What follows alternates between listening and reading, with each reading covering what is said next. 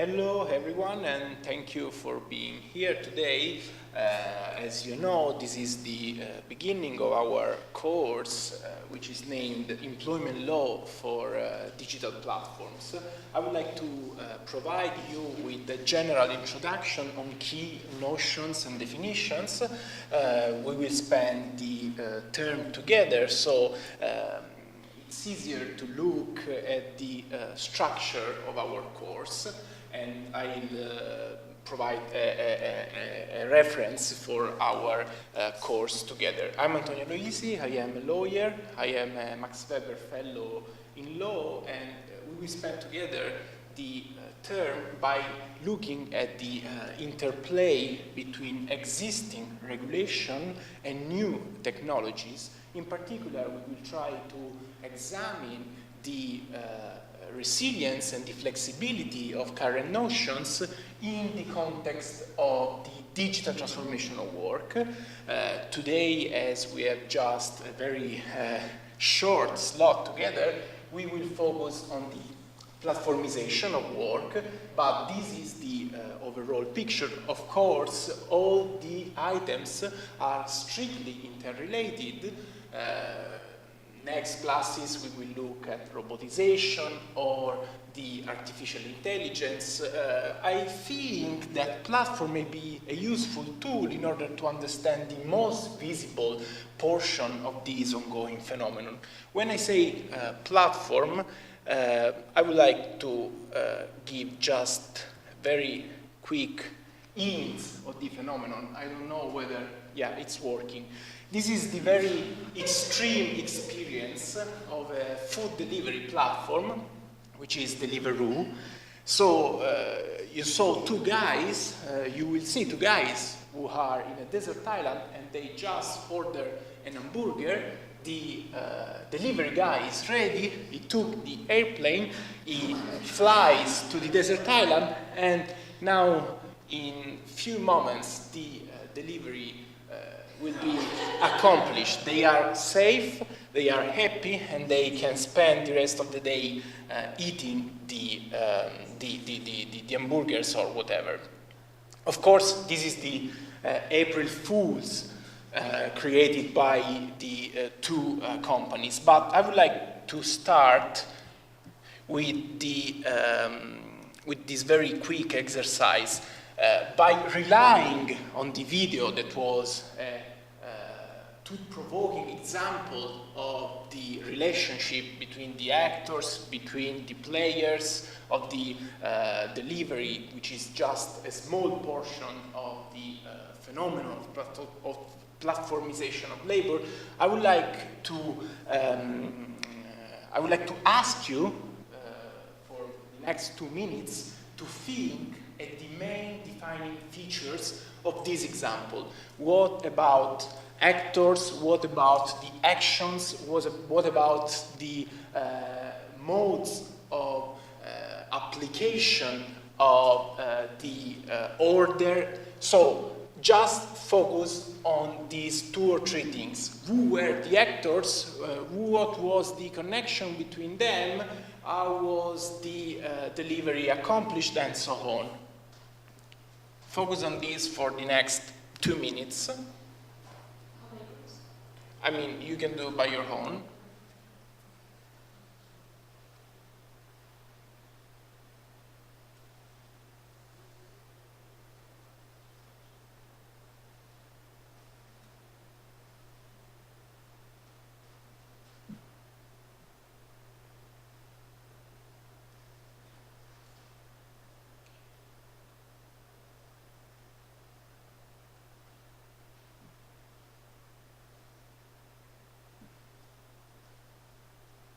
So let's think to the key defining feature of this relationship. Ideas? I feel like before we discuss about the different components of this, like, can you give us an example? Using like I was thinking about Skyscanner. Yeah. No. Yeah. This is a very good question, because as the definition definition, which is provided here, reveals platform work is a form of employment that uses an online platform to enable organization or individuals to access other organizations or individuals to solve problems or to provide services in exchange for payment. Now, as you may see from these logos that you may have on your iPhone, here you have food delivery platform like Glovo, Foodora, and Deliveroo. Here you have transport passenger platforms such as Uber and Lyft. Here you have other kind of services, Mama Clean and TaskRabbit, that are used to solve concrete problems like the furniture or running errands or completing some small orders. And then you have Fiverr, which is a platform that you use to exchange knowledge activities, creative activities. For instance, you need slides or you need a translation, and you can hire a service provider from all over the world. The main difference between all these platforms is that in a case there is a direct interaction between the client and the provider, in the other one the activities are completely remotely behind the screen. So, coming back to the defining feature, what about the actors? Who were they? Yeah, the pilot was a little bit irrelevant. The courier, yeah. I would tend to think their platforms are highly self-employment to a certain extent. Yeah, self-employment. Yeah. And then what? Yeah, the clients, yeah. So we have the courier, the clients, the, let's say, classification, what? The chef, yeah. So you have a chain. Yeah.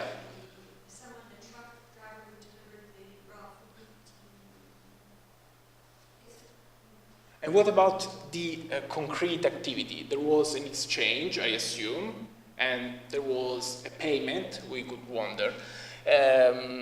If we look at the main feature of this definition, which are relevant from a legal perspective, we should focus on the payment, of course, which distinguish an activity made for voluntaristic reason from an activity which is under the domain of employment.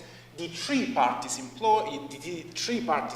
who are involved in the relationship and the role of the platform. We are going to examine together the influence exercised by the platform, then of course the goal of the performance, and then, as Corina mentioned, the outsourcing and the fact that the platform may rely on a sort of reserved army of self-employed workers who are there waiting to be engaged, and then the, let's say, small dimension of the activity, which is a one-off activity, and all the jobs are broken down into small pieces.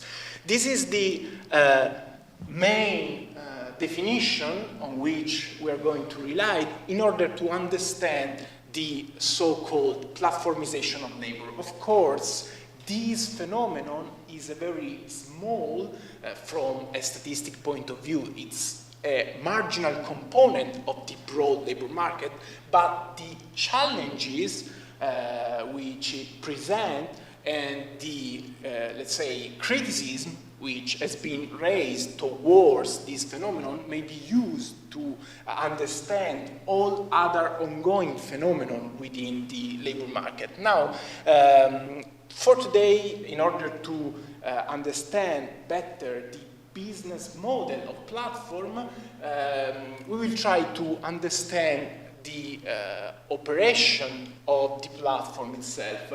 Like this weekend, this article was featured by an online magazine. The title of the article was "No Boss, No Thanks," and it's a way the authors try to challenge the idea that there could be a firm without workers, without management, without bosses, without solid relationship, without protection, without security. Of course, the two authors are trying to react to this kind of mainstream approach, to a kind of third way of firms which may be flexible, innovative, disruptive, and so on. We will try to assess the business model of a platform with a legal approach, but mainly we will try to use a law and economics approach. I'm not going to focus on the continuous metamorphosis of the firm. Of course, the external factors such as the steam power, the electric power, or Taylorism, a way of organizing work, computerization, and let's say the current fourth industrial revolution plays a role in shaping the firm. But it's important to understand that there is a kind of strong interrelationship between the firm as defined by the European case law, by the European Court of Justice, and by so many scholars with a neo-institutionalistic approach, and the other components of the market. We could focus on firms. Firms are vertically integrated and they rely on contract of employment.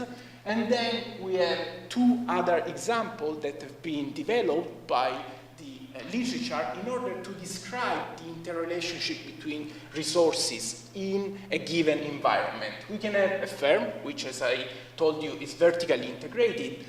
The inputs come in and then the outputs goes out, or you can have a market, a set of commercial contracts which are based on commercial law and which are outside of the domain of labor law. Of course, markets may be self-standing or may be interrelated thanks to networks. Now, if we think at the previous video, a platform such as Deliveroo of Uber is hard to situate in one of these three buckets. Are they firm? Are they vertically integrated? Are they market because they treat workers such as self-employed ones? Or are they networks because they rely on the network effect? That means that the more clients you have on the one side of the market, the more providers you may have on the other side. Now, this is very important not only from an economic perspective, but because the definition has legal implications.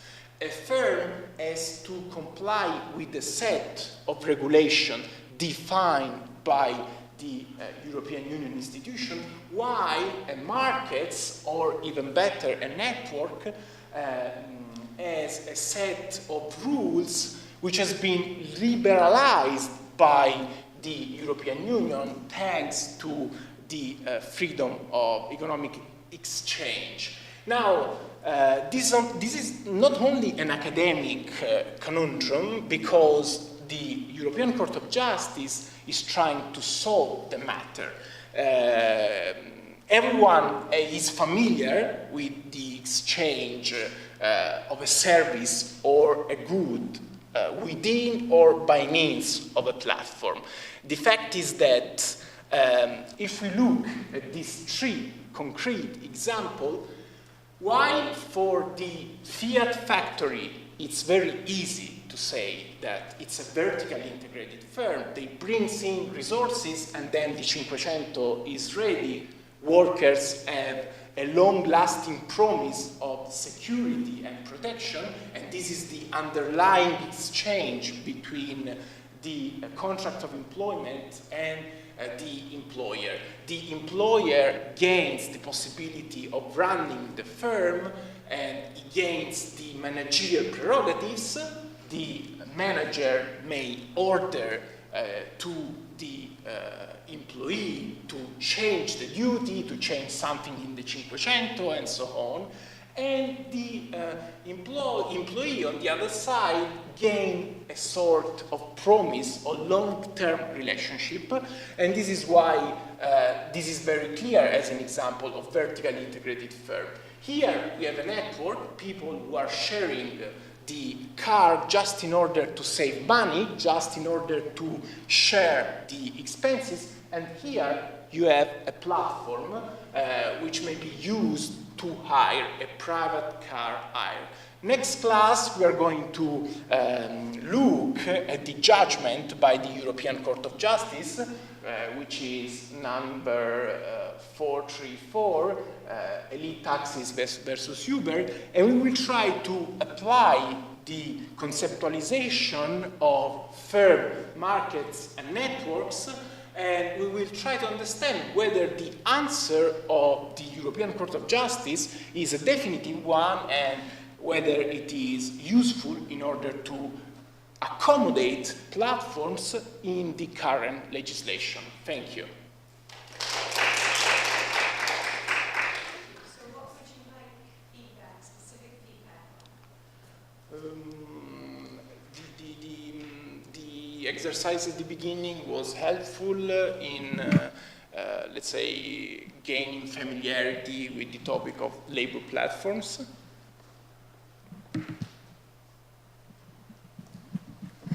For me, I really liked the example because I never thought about legal implications of what's going on there. And so, and it was of course also a cool example, so it would make you laugh and engage with it. This was nice. Then I was not so clear about what you wanted us to do. So I felt like there's much going on and I had the sense, but it was not, it was like the same, like the problem that we were all having when you would just put, also in my case, when you would just put something on the slide, do this now, and then to answer it quite clearly. I also, well, let me see what I noted. I also liked, the way that you were building up on this example, bringing the EU in and so on and so forth, even if I think that you could make it a bit more structured. You were then, because it was the exercise was not completely clear, you didn't, and it would make, you would give us more space if you would say do it together. Okay, then just sit down, write something, and then you could engage a bit more with us and maybe come back also to our examples during the talk that you gave. Because, I mean, what I saw was that you were super in the topic, you know what you were talking about, but then to get us back into this, it would have been maybe nice if you put like a bit more emphasis on the example and then just to come back. Yeah?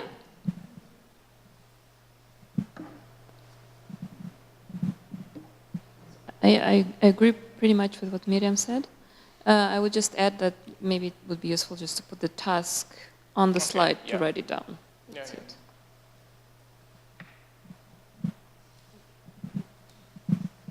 Yes, I realized I enjoyed the video, but then I got misdirected. I got misdirected. Okay. Like, I thought, oh, we're trying to deconstruct that experience of delivering the hamburger rather than the bigger question of the platform. So I lost the focus on the platform when I did the exercise. And I think if you had said, talk to the person next to you, I would have realized I was misdirected. Okay. But I didn't know that, so I was making my lists and they were all wrong. Yeah.